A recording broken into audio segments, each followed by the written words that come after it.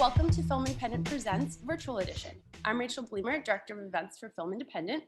And before we get started with today's very exciting Q&A, I have to thank some of our incredible lead sponsors, the Hollywood Foreign Press Association and Vision Media. For those of you watching, please know that this conversation is going to have spoilers, but without further ado, I'm honored to introduce our guest moderator for today, Catherine Tulich. Catherine, please take it away. Thank you. Thank you. Well, it's my great pleasure to be here to have a conversation with the cast and creators of ZOEY'S Extraordinary Playlist, and I'd like to introduce everyone that's on our panel. First up is creator and executive producer Austin Winsberg, then executive producer Paul Feig, choreographer and producer Mandy Moore, and of course our extraordinary cast, Jane Levy plays Zoe, Skylar Astin plays Max, Alex Newell plays Mo, John Clarence Stewart, who plays Simon, Lauren Graham as Joan, and Zoe's parents, Mary Steenburgen as Maggie, Peter Gallagher as Mitch. Thank you all for joining us. It's such a pleasure to speak to you all. I think this show has been one of the bright lights in the last year, inventive, incredible, had us all singing, crying, dancing. It's been incredible. So Austin, I just wanted to start with you. The response to this show, and considering the time we're in at this point in this last year, has it really touched you how this has really hit with everybody? Yeah, absolutely. Yeah, I think it's been surprising. It's been heartwarming. It's been meaningful. So many people have reached out. Not only people, you know, the specificity of the story and the specificity of the dad dying of PSP, progressive supranuclear palsy, which was something that happened to my own father. You know, at the time, I didn't know that because PSP is a disease that's pretty rare. I didn't know how people would respond to that. But I think that in the specificity, the more specific it is, the more universal it becomes. And so many people have projected their own loss into this, projected their own feelings about dealing with grief and loss and everything that's happened with COVID and just isolation in the world. And so certainly some of that was unanticipated, but yeah, the outpouring has been very overwhelming and not at all what I knew going in. What was that initial idea? I know it is based on your family and your father, but what's that initial idea that, you know, we don't really know how people feel. We have this world now, and even a world of social media where people put up faces and we don't really know what's inside. Where did that initial idea come from, and how music can express that? It stemmed truly from thinking about my father, because the last 6 months that my dad was alive, he was imprisoned in his body. And we knew that his mind was working, but we didn't know how much he was processing. And one day I just got the idea, what if the way that my dad saw the world during that time was through big musical numbers? And once that idea came into my head, it gave me a sense of joy instead of just sadness about everything that was happening. And once I kind of started to extrapolate on that idea and think where that could go, instead of just being about the father seeing musical numbers, I thought, what if the main character had the ability to see people's innermost thoughts as musical numbers, including her father? And then it just became about putting that onto the world. And the other idea, and then the bigger ideas came out about the faces we put on for the world, the masks that we wear, the people that we present to the outside versus who we are on the inside and what we're really thinking and feeling. And I think all of us at different times in different ways present in a way that's maybe not authentically who we are or what's really going on, for protective purposes, for defense mechanisms, for whatever. And so it just felt like it was a good way to really start to explore people's internal lives versus the external presentations they put on. Paul, I'm just going to ask you to jump in here as the executive producer. What brought you to this project? I mean, why did you feel, I mean, you've stepped between film and television. What was so unique about this project that you thought, I'm really going to get in on this? Well, I love musicals, and I've always been wanting to do one, and as a director and a writer and producer and everything, and we've been trying to develop musicals in my company for a while. So, but my problem has always been, well, how do you justify people breaking into song? You know, can you just do the old, you know, kind of the old way that they used to do it? But I feel like with a modern audience, you have to have kind of an in or some sort of logic to it. So when Austin pitched this idea, my brain exploded, because like, this is how you do it. You get to have these big numbers, it's explained. And what I love is it becomes this almost emotional procedural, because Zoe has to figure out why these songs are happening and why she's hearing them. So all those things together, it would just, the minute I heard the idea, I was like, this is a home run. We have to do this. And of course, you actually got to be in the show. Was that from the beginning, going, oh, you got to find me a role, or it was just? Yes, I've lobbied very hard for the role of the Undertaker. No, all I can do is thank this wonderful cast for putting up with me. No, it was I'll blame Austin for that one. I dragged him into it. Well, we have really an extraordinary cast, and I mean that in many ways. And it's interesting because it's a mix of people that are very experienced with singing and dancing, and other actors that are not. Was that sort of the idea, to have a very authentic, whether it's very slick music or very just people that are, coming from their emotion? Was that sort of the idea, to have a mixed amount of people in this cast? Yeah, I liked the idea from the beginning that we would have people on the show that, because if we're just seeing their internal feelings, like that could be all levels of singer and dancer who could do that. And I didn't mind that the singing didn't have to be perfect, or that it didn't have to be Broadway caliber every time. I learned when I did an early reading of it with an acting class that watching someone who can't sing at all sing True Colors for 2.5 minutes is very painful. So I think it does require a certain level of ability. And I think that I like it when we have, and I think the audience likes it when there's a certain caliber up there. But I don't think that means that everybody has to be the greatest singer in the world, because I think we all express differently, we all feel differently. But I do think it helps to come with a certain amount of aptitude in it. Not that our cast isn't great singers. Of course, yes. I'm talking about the guest people who come in, Yeah, there you go. There. Like Bernadette Peters, Pooh. Yeah. The slackers like her. Well, I think everyone in the cast at this point is a absolute veteran in singing and dancing now. And Jane, I just wanted to bring you in, because when you initially were cast in this, did you realize that you would become an expert singer and dancer? And of course, we had a whole episode that was devoted to you doing that. When I read the pilot, Zoe doesn't sing. She doesn't partake in any of the musical numbers. But when I met with Austin early on, he said that there is an idea for Zoe to start to sing and dance down the line. And that was very appealing to me. And boy, am I glad I did this show.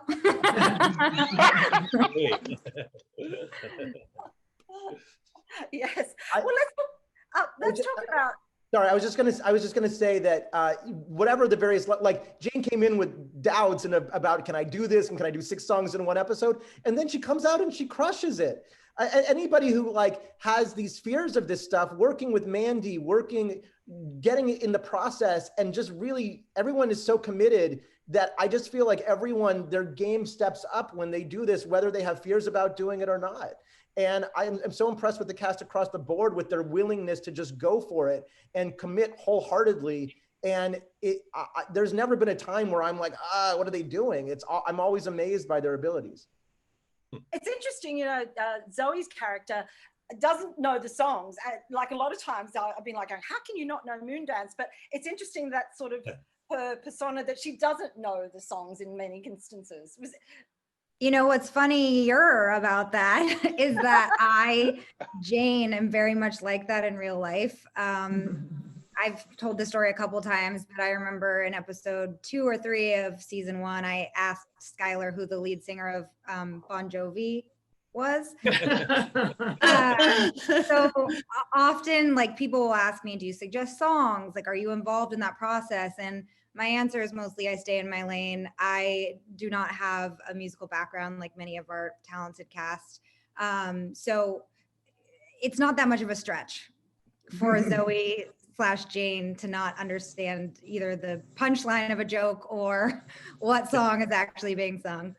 Jane, I think you actually asked me who the lead singer of John Bon Jovi was. No, I no. I think I disagree. Mandy, our wonderful choreographer, just talk a lot about what it's been like to choreograph for this show, and yet and have people. I mean, it's so emotive. It's a beautiful. Everything is staged so beautifully. Thank you. Well, yes, it's a dream come true. I mean, these guys are amazing, and they know this. I've said this before. I don't believe people can't dance. Everyone can dance, and it's just about finding how do we physicalize an emotion, right? How do we forward the story? What does this character need to express through dance in this moment?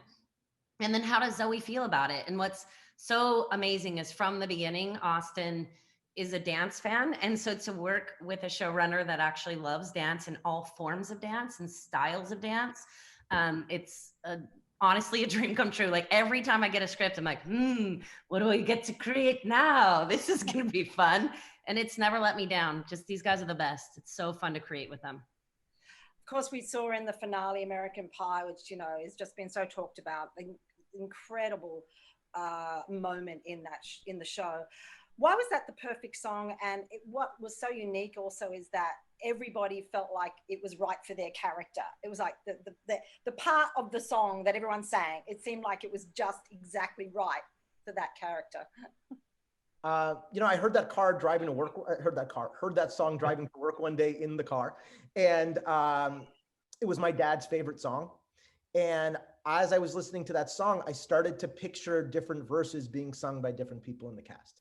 And I started to connect a story around that. And there was something that felt fitting to me about the day the music died being the day that Mitch passes away.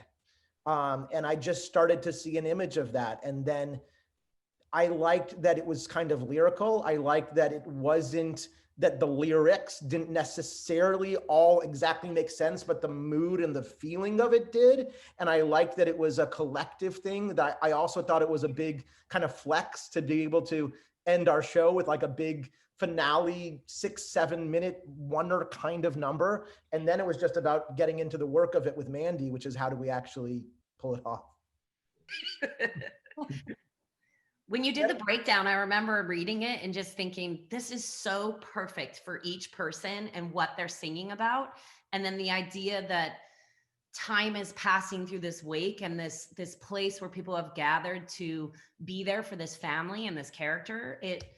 I thought it was one of the most, I'm actually getting emotional thinking about it because it really was one of the most beautiful things I think I've ever experienced. And that feeling, and you guys all know, when we finished this on set, it was like, oh, did we just do that? Like, what just happened? It was really magic. It was beautiful.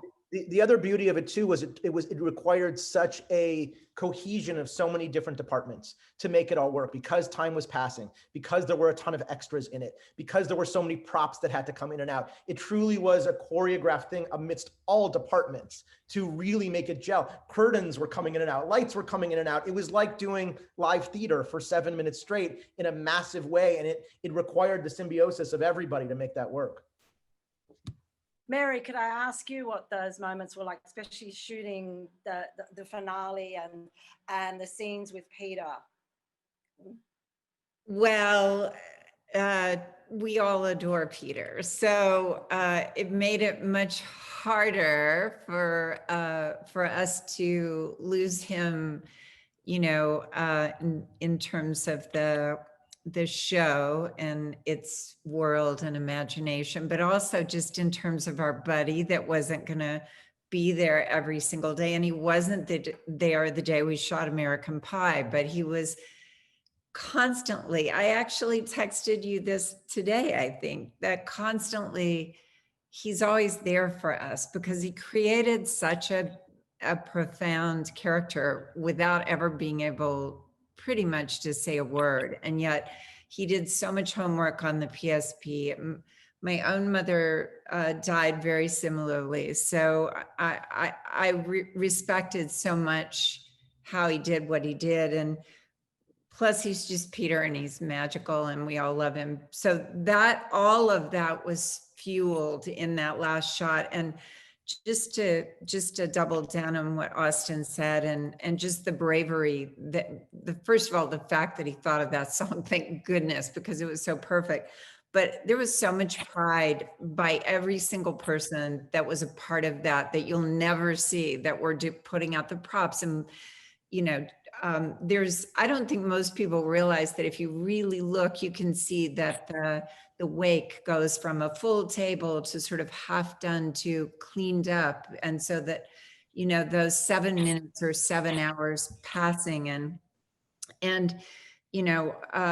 to a person, we were so proud of ourselves to be a part of a team effort. And the heroic Bradley, our Steadicam operator, is holding that heavy camera and doing this backwards with someone guiding him, Emma guiding him the whole time to go backwards, and I think it was the 7th or 8th take. I'm sure Austin, which one it was.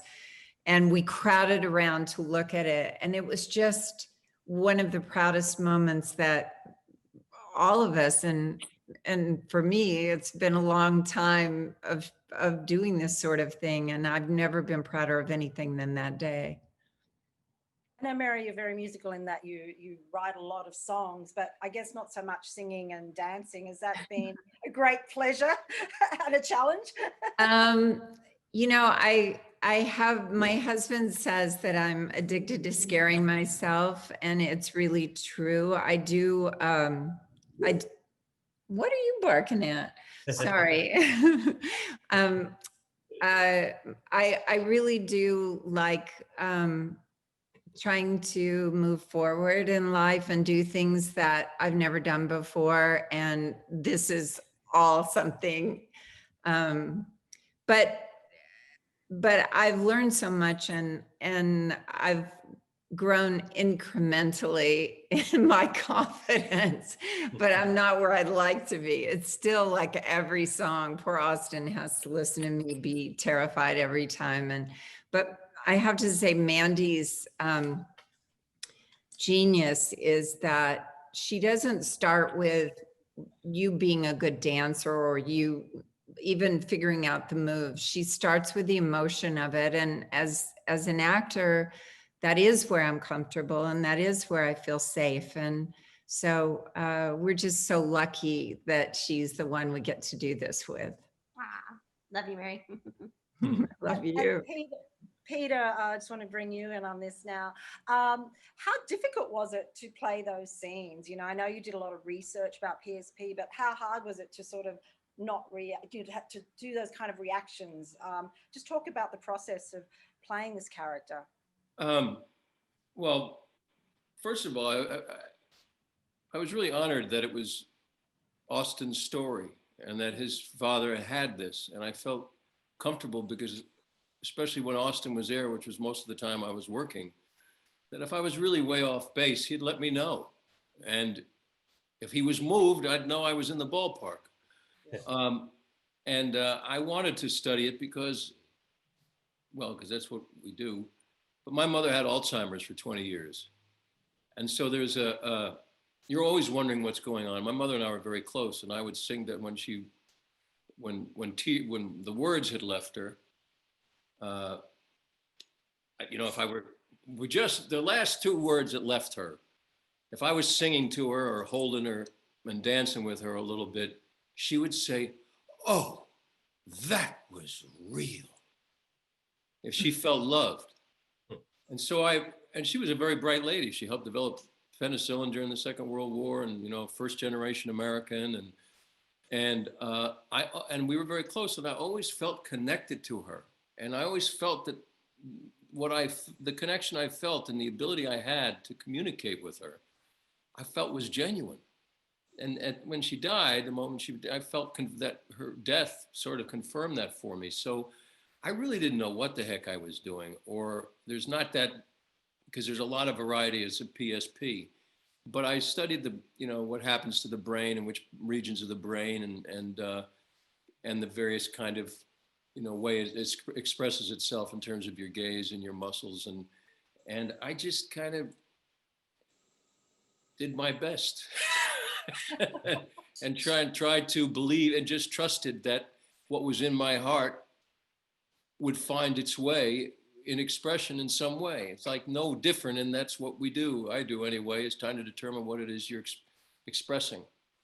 and then trust the machinery and all those great songs too. Thank you, Austin, for singing.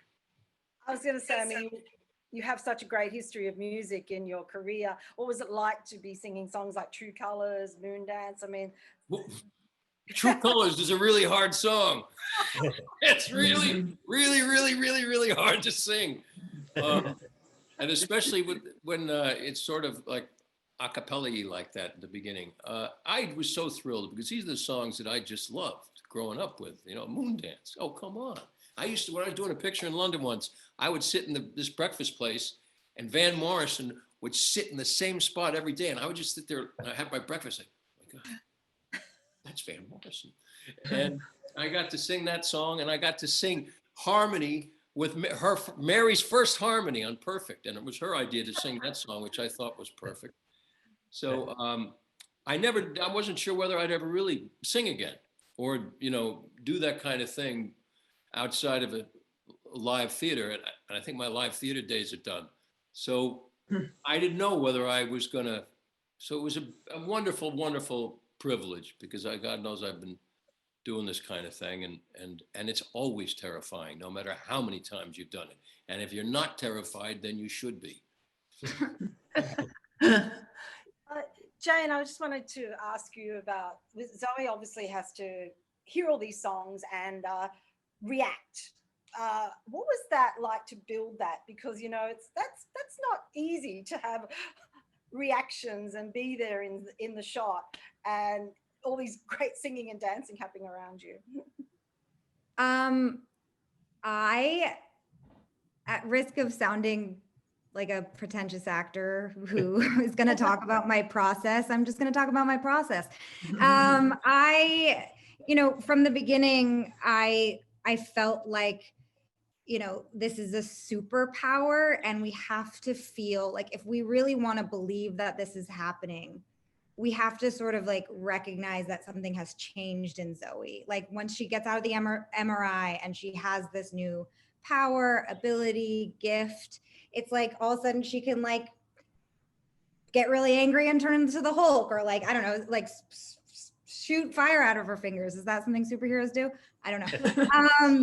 So I feel like there had to be like a physical and emotional transformation with her new power. So something that I thought about from the beginning and that I crafted was that these songs like come out of Zoe. So like you could sort of imagine Zoe's a projector and then what's projected is my amazing castmates singing pop songs and doing Mandy's incredible choreography. But I feel like Zoe has to be involved in that experience because we're following the story through her eyes. So it was I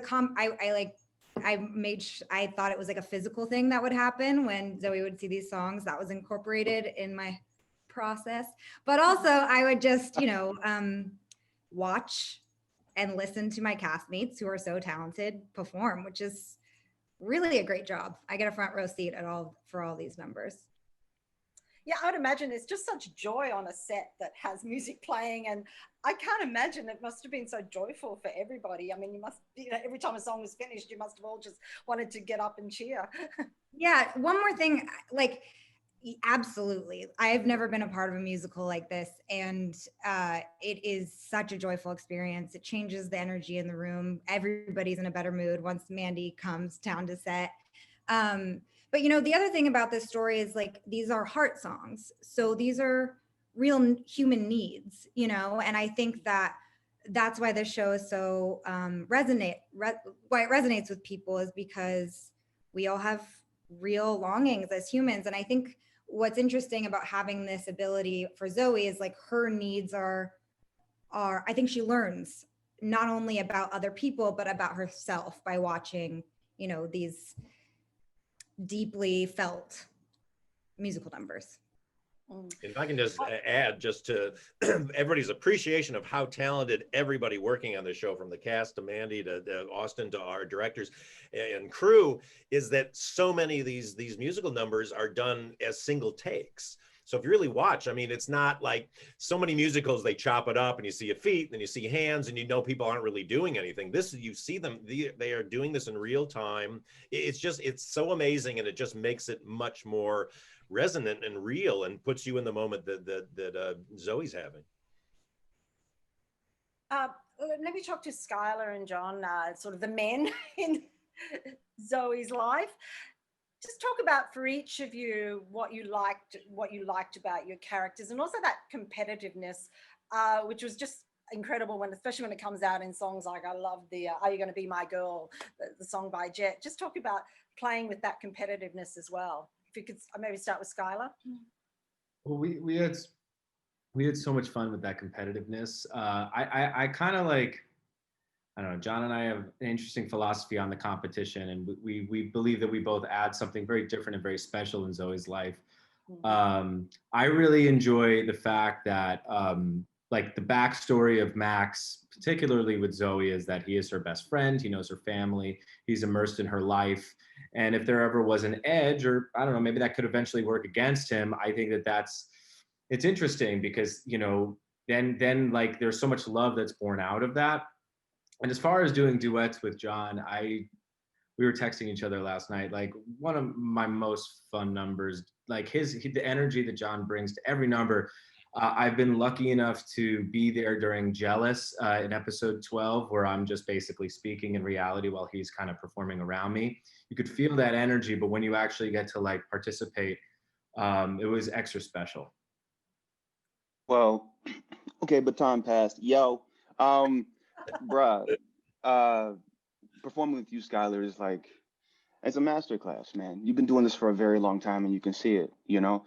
And I draw a lot of inspiration from you. I remember after we shot Jealous and we were walking to our cars after it was over, and you just looked at me and you were like, good work, man, good work. And that meant a lot to me, you know, because this is still very formative in me in the process of doing the show and going from season 1 to season 2. I've gained a lot of confidence in myself as a performer, working opposite you and everyone else. Now, as far as Simon is concerned, you know, he and Zoe's relationship has just started. You know, they haven't known each other for the longest time. And the relationship started via grief. And I think that's always a precarious thing. Relationships that are born of trauma are very specific. And then finding out and sussing out whether that's a real connection or not, or does it evolve, does it move, does it flow? That's where Simon is. And I think that that's something that he brings to Zoe's world. And I love the way that the music allows us to explore that. I also love the way that there's this. No. Come back there. You go. Oh my God! I was gonna say this can be cut together, so I'm gonna say I was at the Capitol. Yeah. No, what I'm gonna say is it's just really, really wonderful, the pacing, you know, because a lot of times I think that with shows things are so truncated and rushed, and we're pushing from one thing to the next, and we don't really get the sense that we're earning these relationships. And I like the gradual way that things are evolving with everyone.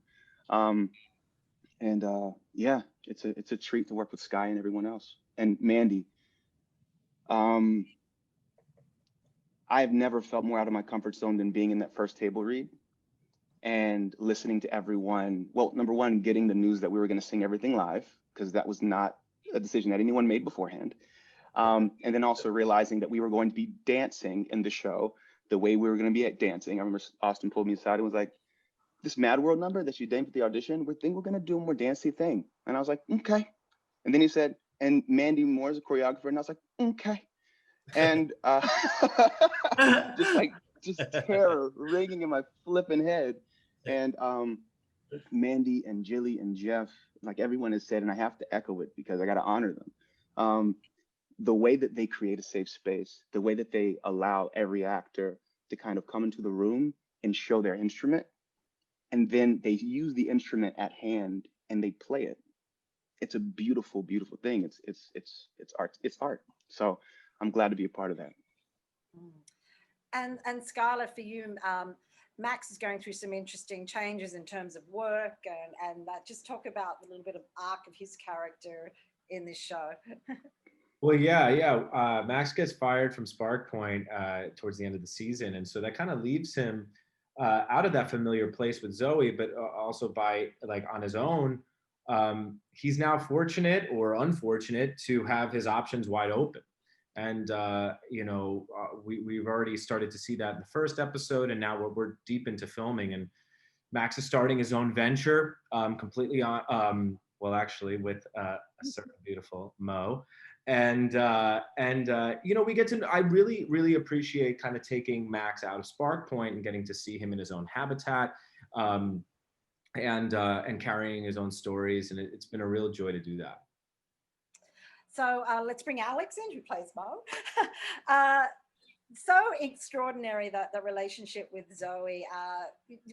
I think you bring her down at so many points. I mean, I love in the first episode of season 2, you say champagne problems. I thought that was so interesting. It's just like, yeah, and just talk about the relationship that Mo has with Zoe, and how much you're enjoying playing that role.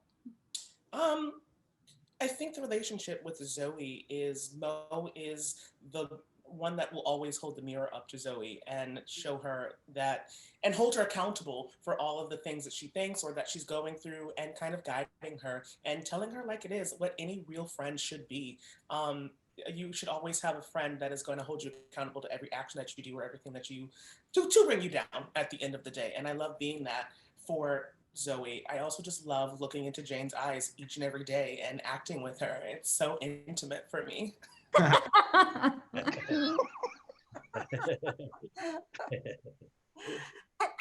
did you have to do with the look? I mean, there's so much. You look fantastic. I wake up with this.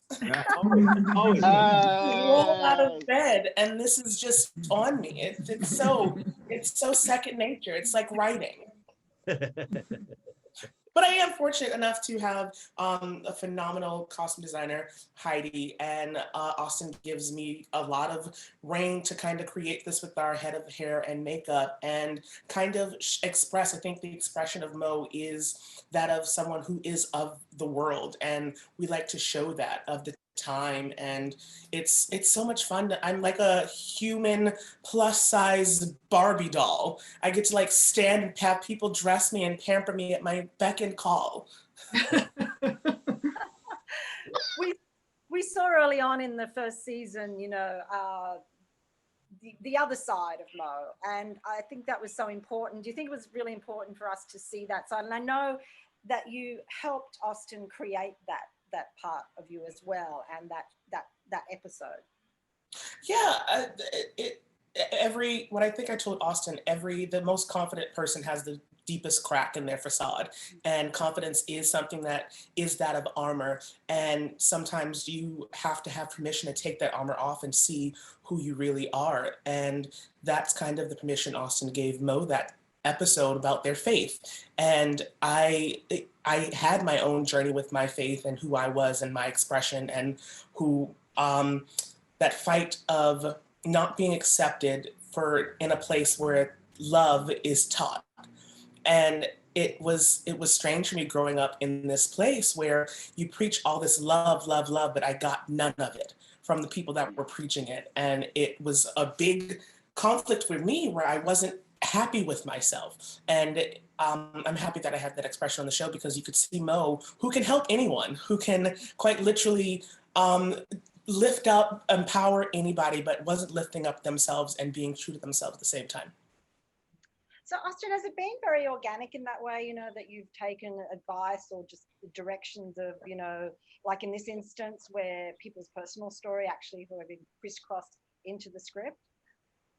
Yes, I mean, there's a lot of blending and crossing over, and sometimes the character and the actor get morphed, or I use what they bring and give to me to help inform.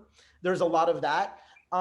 There's a lot of episodes in the show where we dig into personal stuff, where we dig into vulnerable stuff. And for me, so much of my philosophy of the show is authenticity and being true. And I don't know how to be true if it doesn't feel true to them. And so I get a lot of my creative inspiration from talking to this group of people. These are really smart people, and these are really conscientious people, and these are really great actors. but really insightful about the human condition and their own experience. And so I feel like there are times on the show where I step out of my own realm of knowledge or my own comfort zone, and I don't feel right telling these stories without the people who have to embody these stories giving me their points of view on it. And so every one of these people on here, we have conversations, we talk about stuff. I am inspired by them. I try to write to what feels real to them. And I think hopefully for them, it makes them feel better about it too and can act it better because it's also coming from them. We did a long deep dive into episode 6 that we do this year, which is a whole deep dive into racism at Spark Point. And John was fundamental in that storytelling. I could not tell that episode without him. Episode 4 last year was derived from Alex's own experience. I could not tell that story without Alex's input. We have lots of other examples of like this all the way through, but it is vital to me and is an absolutely quintessential part of the process. And I'm very thankful that everyone is so open with me and that we have that exchange of dialogue. That is part of the creative process of the show. So we're diving into the second season. I'm going to bring Lauren in now because are we saying farewell? Oh, it's such a bummer. No, I hope not. We just had planned a different trajectory for this season. And I was on another show and someone close to me tested positive and I had to quarantine a second time in Vancouver, which we just could not have predicted. And it just took all the time that we were, counting on. But I love that character of Joan. I never get to play things that are different from myself, or I rarely have. And I always thought of myself as more of a character actor than anything. I love theater, I love music, and when I'm friends with Jane and I love Jane, but I would have done this show anyway. It just felt like a winner to me. And so Joan's just in Singapore. She can come back from there, I hope. Because I miss everybody so much. And it was just we had such a great time last year. Yeah, no, it's wonderful. Well, just talking about the second season, I mean, you're in the middle of filming it now. How different has it been for everybody? Obviously, filming is very different now. You had the joy of doing the first season all together, but I guess the process now is quite different. Yeah, I mean, it's actually not that different in certain ways. I mean, we had real bummers like Lauren, unfortunately, just not being able to do more. I wish Lauren was able to do more. We were this close. We were so close to making it happen. We had storylines, we had so much, and then it was just a victim of COVID. But in terms of the day-to-day on the set, we have lots of protocols in place and we have different A, B, C, D zones, and people get tested all the time and everyone's wearing masks when they're not shooting. The actors can certainly speak to this, but hopefully we create enough of a safe bubble that they're still able to go in and do the work and interact with each other. And I don't know, you guys can maybe speak to it more than me as having to go through it. I just want to say firstly, like we just, took a break for the holidays and I had a moment of reflection where I just was like, wow, I've never, ever felt so privileged in my entire life that not only, I mean, I get to go to work right now, 1, and then 2, I get to work on this show with these people. And like I just am blown away by how grateful I am for that. I will say shooting during COVID is surreal in that I spend more hours a day pretending to be Zoe than I do being real Jane. And so pretending that there's no pandemic for so many hours a week is very weird for the brain. Like Mary and I hugged the first episode and we both paused and were we gonna laugh? Were we gonna cry? Like we were like, oh my God, it feels so good to touch somebody. Yeah. It's a weird thing to like be dancing and singing and hugging and laughing and kissing and crying and then cut, put your mask on, don't look at anybody, don't touch anybody, don't. That part is weird. But again, like just massively, I feel so fortunate. Well, I love the way that, it's interesting. It's almost very timely because I think everything changes, and you say there's a line, everything changed so quickly. And it's almost like what we're all experiencing. In a funny way, the moment Jane described was right after we came back for the first time. And she's right. I mean, nobody had been touching each other, and we'd just come out of quarantine and everything. But in a weird way, I feel like we connect even more intensely because of this, because we spend so much time only looking at half of people's faces, so that when we're lucky enough to take these things off and we look at someone's whole face, it moves you more than ever. So the scenes have an intensity, at least my experience of that is, and certainly with Jane, my scenes with her are so intense as a mother who has 3 daughters, and and she's so present and real in every single scene. And then in addition, I'm looking at her whole beautiful face, not just half. So it's kind of more intense than it even was last year. Sure it is. I remember that Mandy particularly, lost a lot of sleep over Hello Dolly, because Hello Dolly was our first really big number back. And there was a lot of fears, concerns, logistics of, can we actually do a really big number like this during COVID? Is it possible? How does it happen? Is it safe? Is it healthy?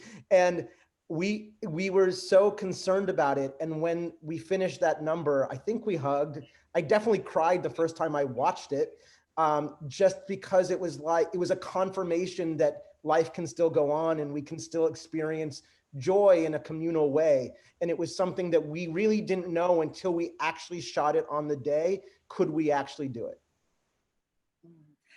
Let's just talk about the workplace as well, which is changing as well. I might bring Lauren back in as well. It's such an interesting dynamic. I mean, you played the boss of this tech company, but the roles were changing, and even your character sort of had to face certain things about her relationship as well. Sorry, what's the question? Oh no, just sort of the workplace and how your place in that as the boss, and how now it's changing. And I think, we're going to see a lot of changes in that workplace. Yes, you are seeing a lot of changes in the workplace. I loved the chance to play with the idea of a female boss. And Austin and I had a lot of discussion about what's specific about this person, what has her journey been as one of the very few women in this space. And obviously she's a very intense person, but I didn't want, my vision of it was that she would be extremely supportive in her own twisted way to a Jane, to a Zoe, because in her own twisted way, she wants to see her succeed. But I just loved the path. I always just thought of her as someone who probably hasn't had a lot of girlfriends, and so doesn't really know how to relate to a friend. And, we had a fun scene where I give Jane inappropriate shoes. It just doesn't make any sense, but I just loved, just the specificity of how kind of messed up she is. But now the workplace has gone to Danny Michael Davis, who's another twisted character. The office is experiencing some problems now. The office is in a bit of free fall since Danny Michael Davis has been in jail, or I should say. So, rather than coming in season 2 with this company on top, the company's actually having problems. And so we thought that was an interesting place to set the season, is in a workspace where things are not perfect, where things are not going so swimmingly. And now to put Zoe in this position where she's now actually the boss of the 4th floor and has to navigate a lot of the changes that are coming down onto this corporation, and putting herself in a role where she's out of her comfort zone, where she's got to do things in upcoming episodes that are not what she signed up for or was prepared for. The more sort of obstacles and challenges we can always put on Zoe, the better, and the ways that we can make her sort of squirm and feel like, how do I navigate this? And so we like the idea of Spark Point in Crisis to be part of the issues that she has to navigate the season. I mean, I have to say I agree, and I appreciate that. One of my favorite things to do as Zoe is to basically like trip and fall on my face, and Austin's always giving me good ways to do that. Banana peels. Yes. Is there any surprises? I mean, we had some great guests last season, Broadway veterans, which is nice at the moment because Broadway is not up and running. So is there any more that we can hint at that maybe there'll be more guests or people like that coming onto the show in the second season? Certainly a great Broadway one that Skylar and I were very excited about is Chip Zion, who comes in as Skylar's dad in episode 5. Why don't you speak about Chip more than me, Skylar? Well, yeah, Chip was among many things, the original Falsettos and the original Baker in Into the Woods. And that is one of my, favorite musicals. I recently did it. And so I got to nerd out with him and ask him so many Sondheim questions and stories about the creation of Into the Woods. And, it was just such a pleasure to work with him. I actually gave him a ride home on the last day, which was after filming a car scene with him. So we kind of I can't wait for him to hopefully come back. We have a fun idea. I'll pitch it here formally. Joanna Gleason to play his wife and my mother, who is also the original Baker's wife. And since that production was done in 1987, the year I was born, they have a baby and they have a baby at the end, and that would make Max the baby in Into the Woods. There you go. Oh my God. First of all, I saw that production, Skylar. So to hear you were born that year is just really offensive. How dare you? I can't believe someone let you see that when you were 4. Hey, thank you. We have a bunch of other guest stars coming in. There are certain challenges with the 14-day quarantine, being able to get people here, especially if they're only in one episode. There's a lot of that has become just a production hurdle this season. But we have the great actress Ji Young Han, who comes in for several episodes, starting in episode 2. Another great actor, Felix Mallard, who comes in episode 5. We bring in several more big recurring guest stars in the second half of the season, including 1 or 2 people from last season. Perhaps Dale, Paul Feig's character, might. What? Yes, please. We are bringing cards ready. other characters from last season as well. So yes, I mean, anytime, I'm a big Broadway nerd as well. So anytime that we can bring in people from that world, especially just because it tends to blend so well with what we do, I'm always in favor of it and always wanting more of it. Well, it's been extraordinary talking to all of you. We have to wrap now, but what a great experience. So looking forward to seeing season 2. So thank you all for talking with us today. It's been such a pleasure. Thank you.